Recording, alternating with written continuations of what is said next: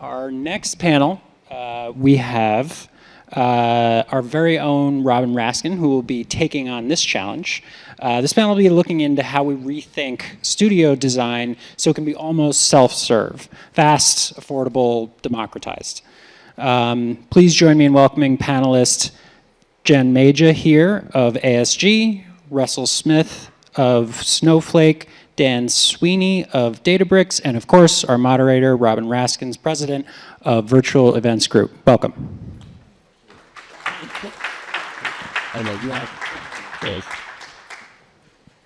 Okay, my esteemed panelists. But I think before we do anything, we have to give a round applause to Dan Swiney, who actually followed the summer camp clothing. The clothing. You look great. You look great. And I've taken off my whistle and stopwatch. This is a big challenge because I don't know that there really is one size fits all when it comes to designing a studio. But I think what you've agreed all day today is that every company, and I don't care if you sell shoes or paper fasteners, you're a media business. And just look at places like Dick's Sporting Goods, where it's actually become a revenue, a profit center. It's a profit center at Walmart. I mean, this idea of studio production. So we're going to look at studio production. You guys are so lucky. Janmeja with ASG. Dan Swiney, you're double lucky because he comes from Databricks today, but LinkedIn yesterday, and he's going to talk as schizophrenically as two people. And Russell Smith from Snowflake, so he's going to talk to a competitor schizophrenically as two people. And together, they have a lot of years of experience building studios for many, many different reasons. So I want to start with Janmeja, who just finished a project that I think is pretty exciting in the education space. And it may be one of the closest you're going to hear about that is turnkey self-serve studio, which is one of the challenges. So why don't you talk a little bit about your work with Annenberg? Yeah, so it was interesting. When they were coming to us, it was initially just kind of a like, they wanted to refresh some little podcast studios, and it was sort of the like, we want this to be easier, because they're thinking we want it to be easier for a student to try to do the mixing or anything like that. But what we kind of did was took it a step further and said, well, you know what? A defining thing that they had told us was that these students are here for journalism. They're not here to learn production. And so we took away the need for them to be doing any of the production. You walk in there and you get just kind of like a choose your own adventure sort of a thing. You know, you start lighting up mics.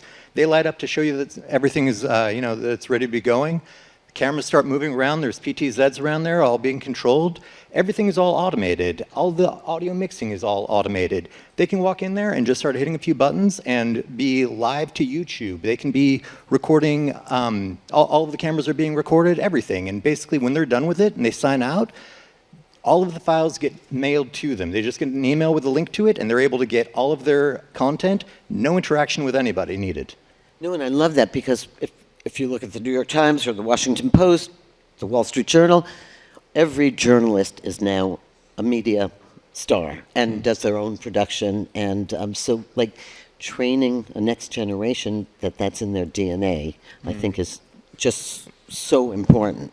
So, moving on from there, Dan, I'm gonna ask you to wear your first hat as LinkedIn. You kind of have this vast empire of different kinds of studios.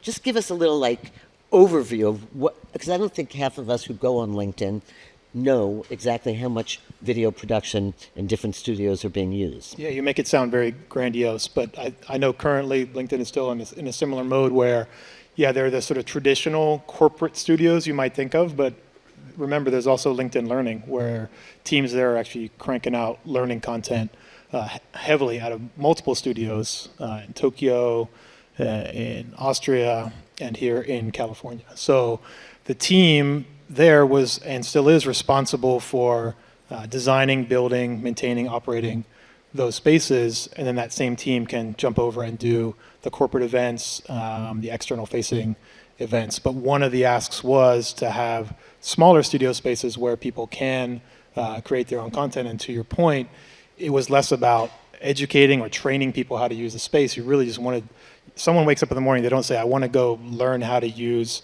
a Stream Deck or learn how to use an ATEM switcher. They want to just get their content out there. So you just make a space that allows them to do that as transparently as you can. One of the thoughts sometimes is, well, then why do you need a producer or an engineer or operator? You still need those people to set it all up to get you to that place so that that one button or however many buttons can be pressed and the rest can happen. So yeah, you may not see an engineer in one of these small self-service spaces, but that's because they've built a process and a workflow that works to allow there to be multiples of these spaces. Yeah, we're going to talk about changes in staffing in a little bit because that's really important as we have this discussion. So Russell, at Snowflake, in our prep call, you talked about Snowflake being very brand focused and very high production quality focused. So how do you reconcile that approach to studio design with the fact that you got to do things fast and you got to do things global and widespread, and does quality need to suffer because of the speed and rate of production? No, I think when you have a quality first approach, you don't push out a project that isn't to 100%, right? We're not just going to go and put up a 720 webcam and a monitor and put an executive in front of them while dialing into a media broadcast.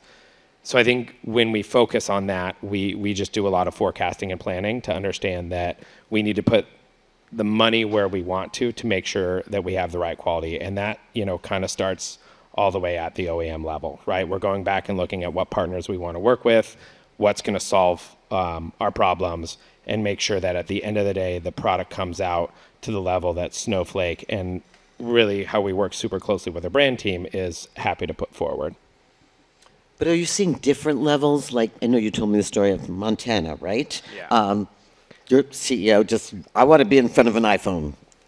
Correct. Well, I think when he does that, we kind of don't let them do that. It's kind of right. You give them the solution that is right for the business rather than what their needs are.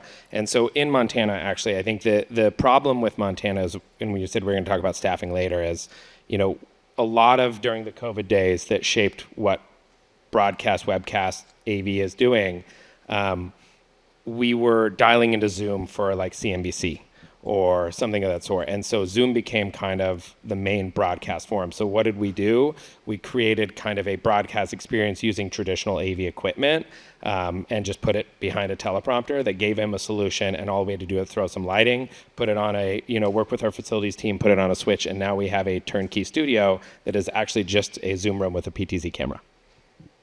Pretty good. And Dan, you just started a job at Databricks where you have probably more of an open palette than you had in your last job. What do you envision? What are you thinking about as Databricks need for studios as you? Yeah, and I'm still just ramping up to speed, and I wouldn't dare make a make a decree as to what it should be by any means, because there's multiple skilled people there already. But with that said, it's really about finding. You have to have that technology in place ahead of time if you want that CEO piece to go out. You can't have it, come up with it a week before they're going on CNBC. So you have to have that high level for those high level situations and allow some of that, either that technology or at least some of the same workflows to trickle down to the more DIY mode events or webcasts or recordings. Like, you can't have three distinct different systems, I don't think, because it's very hard to maintain. It's very hard to keep up on documentation. So you need to have something that can transcend that CEO top level all the way down and through. And so that's what's in my mind. So do you guys see this? So I think we sort of went through the Wild West days. Every department had their own tools. Every department sort of had their own branding strategy. And is part of your job now to make sure that what comes out of the studio is consistent and on brand? And that's a big job. So how do you think about that? Russell, you want to take that first? I mean, from our perspective, we kind of centralized it within a support organization. So we sit within the IT organization, which we have rebranded as Enterprise Technology. Little alien that rides on front of a, bicycle. And so what we do is we support the entire business. We don't want to, if we had, sales enablement and marketing and, support enablement, if they all started their own production team, there wouldn't be consistency. So luckily for us, we have a really great approach where our brand team has the pre-production and the post-production, and we're the physical production arm that is able to support the business. So depending on what we're doing throughout the year, we're able to support everybody. So it's kind of, first in, who gets it, rather than just what the most important business proposition is. And that lets us streamline all the technology. We look at what the business needs across all departments, and we're able to support them no matter what's happening in the business at the time. And what is support? What's the difference between support and dictate? Like, can I use Zoom and can you use Teams? Well, I mean, that's Yeah. opening up a different, conversation that we had ahead of time of, right, as an IT business, right, we don't want to buy a bunch of tech debt, right? So it depends. Again, we always come back to that quality, right? When we're recording on Zoom, and I don't know how many of these other people get that same feeling, when you're watching a video that was recorded on Zoom, it still feels like you're watching a meeting, right? It doesn't feel like a produced video. And so do we do ISO recordings on that? Maybe. But there are a lot of tools out there to where do we just use Zoom as the tool to get us to remote record on QuickTime, right? So I think that's kind of how we look at it is we do a lot more, I think, dictating, but the business is usually okay with that as long as it's a seamless experience for them to just walk in and feel happy with the product. And that's something I think maybe more unique to corporate than it would be to traditional broadcast, in the sense that there's already an IT team, there's a network team, there's a video conference team, there's a lot of infrastructure already there, where you can leverage that existing VC architecture. For example, at Databricks, where you have Zoom, you can up-level that to Zoom ISO and start bringing people in. Then you put your layer of production value on top of that. That seems to be a little bit more of the magic mix, because you're not asking the business to onboard Zoom for everybody, or it's already there, or something similar to that is already there, and so you can leverage that. So it's being realistic about what you can actually use, leveraging what's there, speaking the same language as that IT team, or if you're in the marketing team, it's a different language, but understanding the org's place in the business, and then leveraging what you have there, again, down to that DIY level.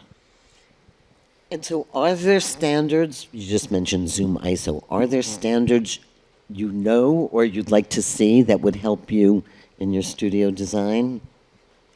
I mean, Zoom ISO is definitely a fun one.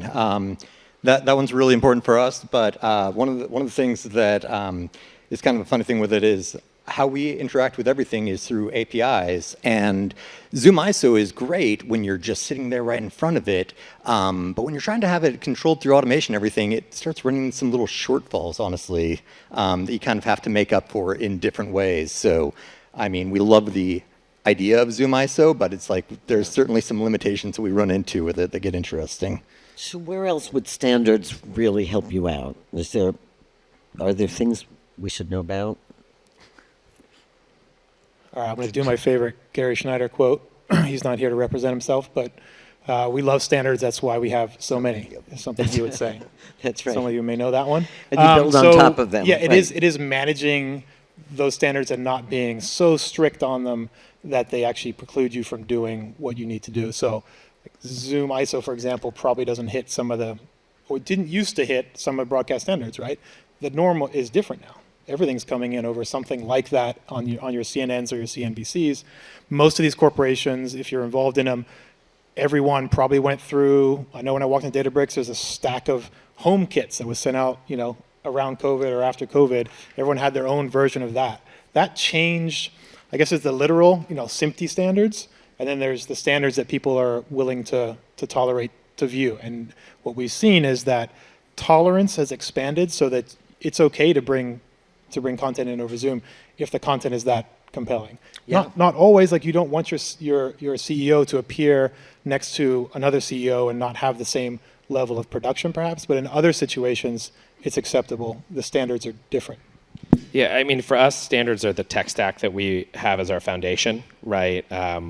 We're always shooting in, RAW 1080, right? And because we know at any point, if there's an issue, we can send it to our post-production team and make it look however we want it to. What it does once it goes out the pipe is not out of our control, right? As we talked about, we dial into many different broadcasts, and there's a certain partner that we work with where we have it look perfect and they throw some sort of filter once they take it in. And again, we don't have control over that. We just know that the image that we see on the screen is, and it goes back to that quality. Like, we care of what we're recording and again, what the audio sounds like, but once it goes out that chain, that's not our control anymore. So as long as we know how to use that, again, 80% of the stuff that we're doing internally, we want the best user experience. They're going to come in, they're going to be happy how they look, happy how they sound, and they're going to walk away with a smile on their face, and that's what's important about standards. And you know from the get-go that half the people are going to be watching on mobile devices at any given moment, right? And they have a different idea of what broadcast is.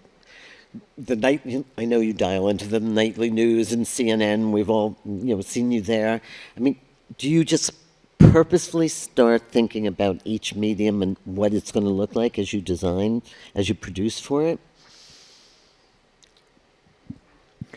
I would say, there's definitely some of that, like, just because it's on a small device doesn't mean that, the qualities need to be dropped. One of the things that was kind of funny with the school is that in previous years, because of complications that they would have of working with the environment, a lot of students would just put their phone up on a mic stand, like they would kind of be in the space, and they would just have their phone up on a mic stand, and they'd be doing that. And it was just sort of like, no. We kind of up the standards of all of the things of it. So, for instance, on the studio, not only are there the higher quality PTZs, but there's also like these little POV cameras that can give a little bit more of that kind of that crossover to the Zoom kind of feel. And so it kind of allows them to work in a lot of different ways. But it's really, we understand that people are going to be working with it in different ways. The looking at it on your mobile device, some people want it in vertical. We built vertical functionality into the studio so that you could just hit a button and boom, now you are able to stream out and record with all of the content set up for vertical.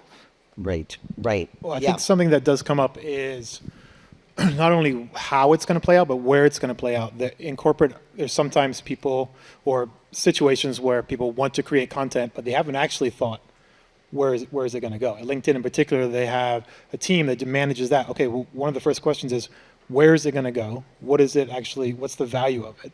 It's great if you have a DIY podcast space that somebody can go in and make their own content, but it needs to have outside the technical aspect, it needs to have a destination, it needs to have a reason, it needs to have a potential audience. So it's a little bit outside the scope of the things that we're directly hands-on with, but it's important to remember, just because you have the space to make content doesn't mean you just should if you don't have any kind of plan as to where it's going to be or why it adds value. Yeah. So really think about content. So we haven't talked much today, and so I'm going to let you guys take this challenge about staffing. All right, you had production studios in the past that were heavy on, I'm going to say, operators, right? People that held cameras, people that used mixers.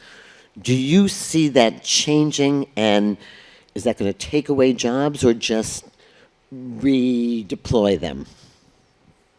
So, I mean, the taking away jobs, that's one of those things that's always on my mind too. Like with automation and everything, it's always just like, great, are we just putting people out of work? But I don't really see it as that a lot of the time. So with this one, for instance, they have their staff on hand, and really it was that their staff was not able to support the level of productions, the amount of productions. They wanted to be doing a lot of stuff. They wanted there to be able to be productions happening constantly, and they could only handle a handful of them every week.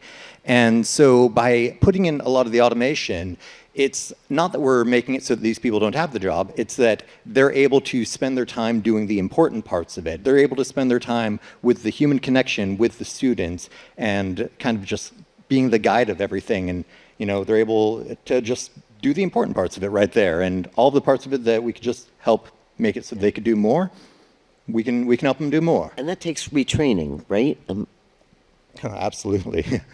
Yeah, it depends. I mean, it's really shifting the work to the front end a lot of the time. So it's getting, being more prepared, having the workflows already in place, and then allowing that automation piece to play. But you still need that head chef there to step in when things need to get, when that recipe needs to get tweaked or whatever needs to change. So, and exactly what you said, which was, there's often way more demand than there is the reality of being able to do. So the strain on these teams is usually how to do all these things that they're being asked of. So the automation helps keep that. So what I tend to see is the teams stay about the same size, but they're able to output more, but not at the expense of, hopefully, not at the expense of complete burnout and exhaustion and everything that comes with it. That's the ideal. Is it always the case? No, but I don't see that much of the automation like eliminating roles completely. Sometimes there is shift and there is that retraining, but luckily, anecdotally, I'm seeing that people are just shifting over and getting in front of workflows. Yeah. No, I think that shift has been, I think there are two shifts. One is from, like I said, the Wild West. Everybody can use anything to get to get a production out. And the other is, what are the job definitions going to look like? Because they are going to be different, and they're going to need to be retrained for the modern studio, which is somewhat automated, much more automated, correct? I mean, I think it's not. I think, and we talked about this ahead of this panel. The broadcast world is kind of shifting more into kind of like the traditional AV space, right? In which case, some of the technology you have all-in-one bars that have mics, cameras, and an operating system to run Zoom or Meet or WebEx. And so when you're building these spaces that have a technology, you don't really need an operator because the camera has auto framing, your microphone has noise cancellation, all of that stuff. So I think when it comes to staffing, we look at the technology to support the fact that our staff is not going to scale to do some of these more broadcast level productions, but from an AV kind of foundation. So again, as we look towards it, like we at Snowflake, we heavily rely on our like IT support staff that are in the office that are kind of like IT generalists. And we can't have them go and set up 3-point lighting and run a video switcher and run, lower thirds and all that stuff. That has to kind of be built into the technology, not necessarily just in an automation way, but in a, more of a simplified way for them to just dial in and help that. And, long term, maybe you'll start to look at more of these like central broadcast studios where everything's dialing into the main area where you have your broadcast team and the rest are just, connection experts, so to speak. Yeah. So talk about staffing. The flip side of that is cost savings. I know everybody here is being squeezed to do more with less. And what design considerations do you have to go defend, like to your management, or to build, to do more, and how is that playing out in real life? Are you getting more done with your investment in technology and can show the ROI? Russell, go ahead. I think as you just kind of said it in the question, we're designing the technology to not need the staff. So like we're talking in our larger broadcast space or smaller, every single new piece of equipment that does that niche thing that you need it to do in a studio, whether it be a big studio or small studio, does it take an actual butt in the seat? And if I don't have the staff to do that, do I have to augment that with day players? And if you're talking 40, 50 times a year with a day player whose day rate is $1,500 to work for a 1-hour show. So again, I think it goes back to using the technology stack that is right for the cost savings, because I think labor is kind of the repetitive labor is where you end up seeing that balloon out of proportion on the regular. And sometimes it's not just a literal or net cost savings. You might be spending the same amount, but it's what you get from it. So ideally, you can still spend that same number, but get more output. So then cost per show or cost per video reduces without actually having to eliminate that top line. Sometimes you can get away with that, yeah. Okay, so we're going to play lightning round because we just have a few more minutes. And so there are a lot of manufacturers here. There are a lot of people that could, if you could tell them what you needed, and the last panel alluded to that, is there a one-box solution so you don't need a separate address for every single Logitech mouse you're using? What would you tell, and you go in there, you listen to clients, are they asking you for one box? I mean, the box that I would want would be more of, to support engineering efforts, because getting observability is a really important thing, and when you're setting up stuff, there's a lot of things like, say, I've put Dante here. You've got Dante Control. You get a bit of analytics out of that. But when you have a whole lot of different systems going on, getting all of the observability everywhere across the board there can be almost as much complication as setting up the studio in the first place. And I'm just putting this in so that I can try to help troubleshoot what's going on here. So make the magic box of all of my diagnostics and testing that doesn't require. Everybody's taking note. A magic diagnostic box is what we. Yeah, no, it's true. Russell, thoughts? I would actually just say a cloud monitoring tool first approach. I think as long as the tool itself is doing the right thing, as long as it has access, we can access to monitor it and fix it and solve things from the cloud, I think is the right solution for any hardware piece of tool. And you're seeing one box, but not necessarily in the way that we might have thought about it before, where one box can do a lot of different things at the same time. I think you saw some of the talks earlier today talking about how a single server or a single box, it can be an appliance and it can be a multi-viewer one day and a switcher the next. That's the piece that the industry is going towards. And even on a consumer level, there's people in this audience writing cool articles I hear about, how can you use a Mac Mini to do all these different things. So it's really, it's one box, but it needs to be able to, it's not necessarily the I/O, it's the server that's on it that can one day be a different piece of equipment. And so if you have 10 of those and you need 3 of them to do multi-view one day and the next day you need them all to be video encoders, that's what you want. That's what I want. You just want vMix, I think is what you want. Just 18 vMix machines lined up in a row. It's a good. Caught me. It's a good point. So the challenge was to build the ideal studio, but I know we talked in the prep call about whisper studios and insert studios. So is there one perfect studio, or do you have to build 3 models and use them within the organization judiciously? It's trying to find something that will do, 90% of it, and then that other 10% is maybe where you do bring operators in and specialize.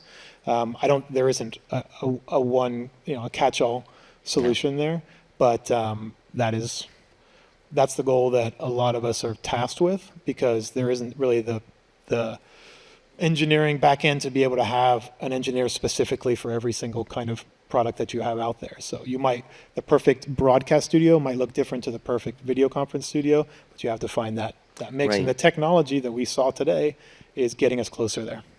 Yeah, and we didn't even talk about events, but we talked about broadcast, video conferencing, and events, all having completely different needs, and you guys have to build that perfect studio. So what's your perfect studio look like, Russell? Yeah, I would say the technology is going to be based on the business needs at that time, right? And it's going to fluctuate. I think the ideal part is the system that connect to any platform. Again, how it connects. I would say the most important thing in a self-service studio is a good internet connection, right? And I think that just talks heavily about the relationship that we have within IT and how we work cross-functionally with our networking team, right? That does not work unless our internet works, right? And that's probably the most important part of it, of the studio. So having the ability to get to any platform is probably that perfect. And again, is that a Stream Deck with a bunch of buttons? I don't know. But I think the hardware is going to be the most flexible thing based on what the business needs. Yeah, one of the things with, what is the perfect one? It's going to be different for everybody. But that kind of means that you're never really going to be able to have a hardware perfect box. So really, for us, it's everything needs to have an API. We need to be able to connect to it. We need to be able to control it from whatever we want to and tie together all of the pieces that will make your perfect studio. We need to be able to make any of these pieces that never really were going to be working together automatically. We need to make it so they do that. Yeah.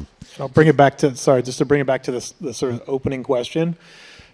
There's a mindset of what a studio should look like from an engineering perspective, and it might have all this amazing technology and have have all the bells and whistles. But actually, if we take that hat off and put on our user hat, where we're the ones sitting down using that studio, it needs to be low friction and transparent.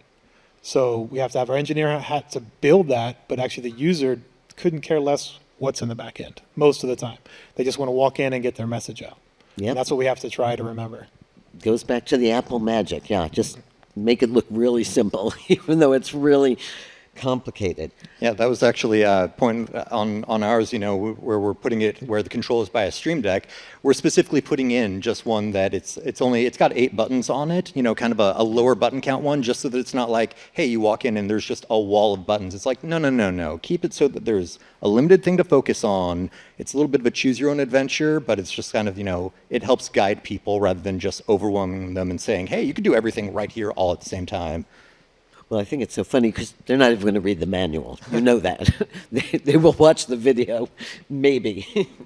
And so I think we are just about out of time. Any single question? You have such experts up here. Do I see a hand somewhere? There we go. Yeah. I know this. I have a question for Dan and for Russell Smith. I'm coming from the NAB, the broadcast world, and I would say this year at NAB was very clear, and I'm also coming from the software space.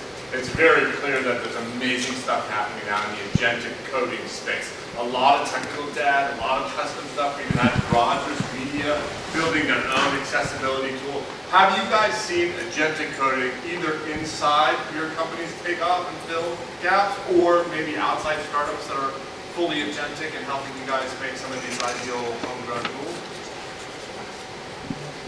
I think we're just starting to scratch the surface.